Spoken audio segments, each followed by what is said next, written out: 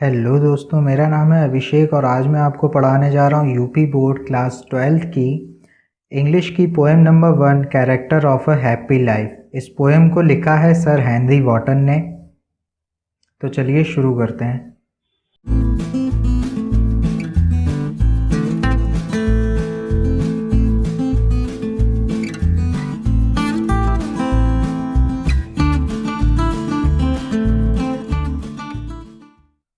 Poem को start करने से पहले जान लेते हैं पोएम के टाइटल के बारे में। पोएम का टाइटल है character of a happy life. Character का मतलब होता है गुण या फिर लक्षण, और हैप्पी लाइफ मीन्स खुशहाल जीवन। पोएट ने इस पोएम में एक खुशहाल जीवन के गुणों के बारे में बताया है कि एक हैप्पी मैन का जो जीवन होता है, एक खुशहाल व्यक्ति का जो जीवन होता है, उसमें कौन कौन से गुण होते हैं। तो चलिए पोएम को स्टार्ट करते हैं पहले स्टेंजा के साथ। How happy is he born and taught, that served not another's will, whose armor is his honest thought and simple truth his utmost skill.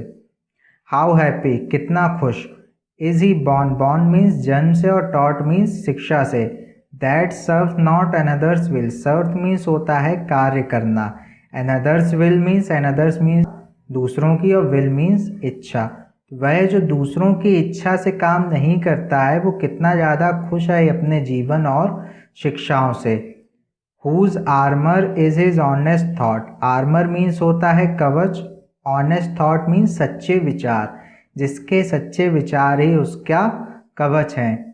And simple truth his utmost skill, utmost means होता है महान या सर्वोच्च, और skill means गुण, और simple truth का मतलब यहाँ पर है सच्चाई से, और सच्चाई ही जिसका सर्वोच्च गुण है। पोएट कहना चाहते हैं कि वह व्यक्ति जो कि दूसरों की इच्छाओं से काम नहीं करता है या दूसरों की इच्छाओं का गुलाम नहीं है, वो अपने जीवन और जन्म से कितना ज़्यादा खुश है। जिसके सच्चे विचार ही उसका कवच है, मतलब वो कभी भी झूठ का सहारा नहीं लेता है अपने आप को बचाने के लिए, और सच जिसकी सर्वोच्च गुण है, यानी कि जो सदैव सच बोलता है वो व्यक्ति वास्तव में एक खुशहाल व्यक्ति है।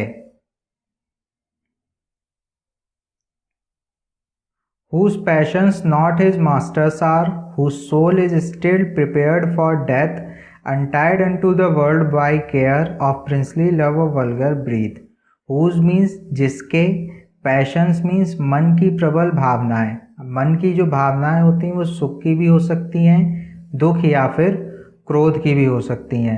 तो जिसके मन की जो भावनाएं हैं वो उसकी मास्टर्स मीन्स स्वामी, स्वामी नहीं है, मतलब उसकी मन की इच्छाएं उसके ऊपर हावी नहीं होती हैं। जैसे कोई 5 रुपये कमाता है और 10 रुपये खर्च कर दे अपनी इच्छाओं को पूरी करने के लिए, तो ये काम वो नहीं करता।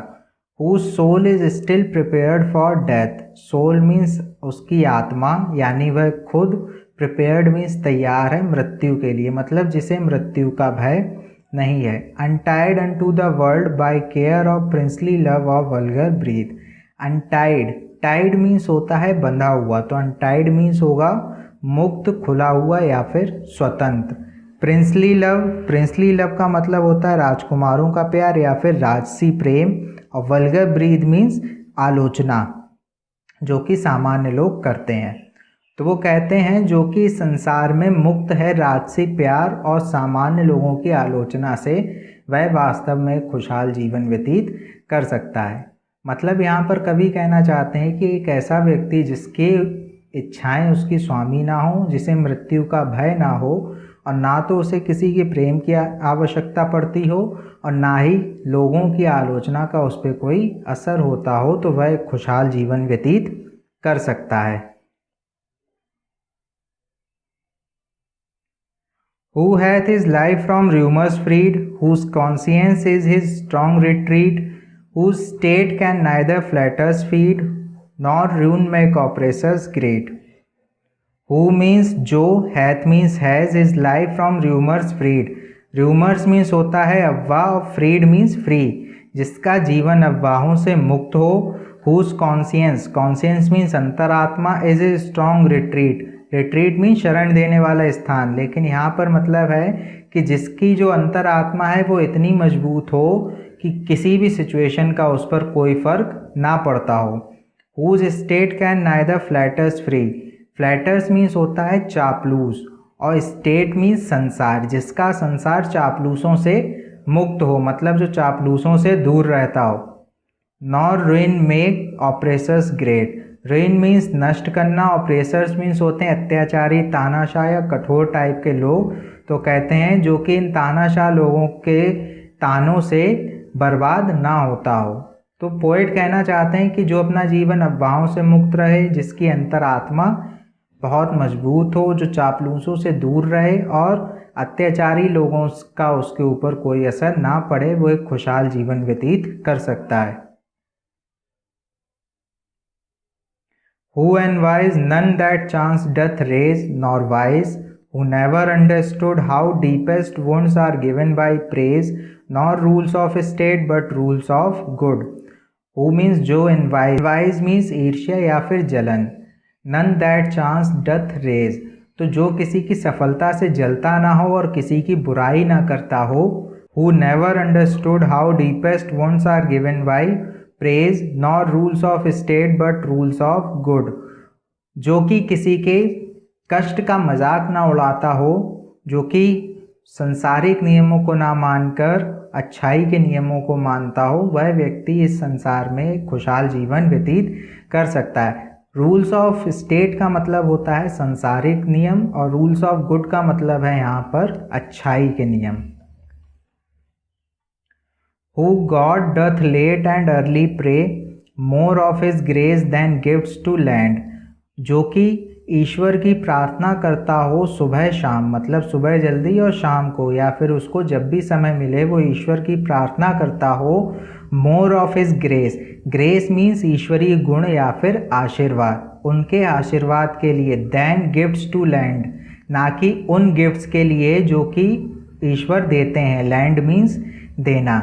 And entertains the harmless day with a religious book of friend. Harmless day एक ऐसा दिन जो किसी को हानि पहुंचाए बिना निकले, तो ऐसा दिन वो व्यतीत करता हो जो बिना किसी को हानि पहुंचाए निकलता हो।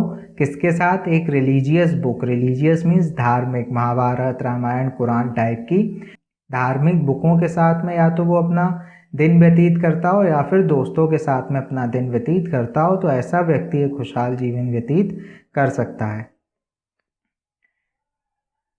अब अभी तक जितने भी स्टैंजास पढ़े उसमें पोएट ने हमें बताया था कि एक खुशहाल व्यक्ति के गुण क्या क्या होते हैं। वो गुण उन्होंने बताए कि वो सच्चाई का साथ देता है, उसके सच्चे विचार उसका आर्मर होते हैं, उसे मृत्यु का भय नहीं होता है, और वो दूसरों की इच्छाओं के अनुसार काम नहीं करता है, उसकी स्वयं की इच्छाएं उस पर हावी नहीं होती हैं, और वो ईश्वर की प्रार्थना करता है उनके आशीर्वाद के लिए, ना कि उनसे किसी चीज़ को पाने के लिए। तो ये सभी जो गुण बताए, ये सब गुण थे एक हैप्पी मैन के।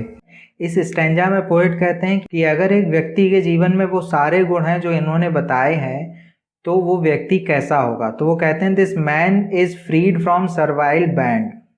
फ्रीड मीन्स फ्री यानी मुक्त, फ्रॉम मीन्स से, सर्वाइल मीन्स दास्तापूर्ण या गुलामी के, बैंड्स मीन्स बंधनों से।